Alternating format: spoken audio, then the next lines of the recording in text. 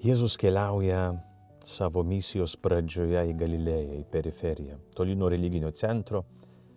Jis eina į paribio žemę, kur susitinka skirtingos kultūros ir religijos, į kraštą, kurį daugelis Jeruzalės žydų niekino. Jėzus eina ten, kur gyvenimas sunkus, ten, kur žmonės panyrė į kasdienybę, į alinantį darbą, į sandorius, į nulatinę kovą dėl išlikimo, ten, kur mažai matomo šventumo, bet daug kompromisų, daug pasaulietinių pagundų.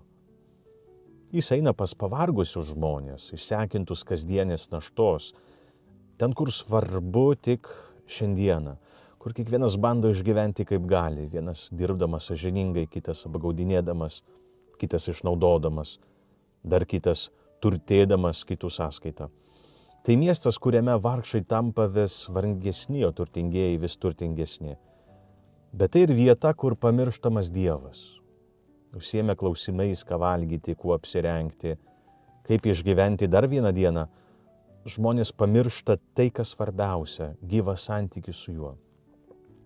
Ir būtent ten Jėzus eina. Jis nebėga nuo netvarkos, jis nevengia chaoso. Jis įžengia į sumaištį, kad atneštų savo šviesą. Dabar klausimas. Jei Jėzus šiandien ateitų į tavo gyvenimą, į kokią netvarką jis įžengtų? Ar gebi ją įvardyti?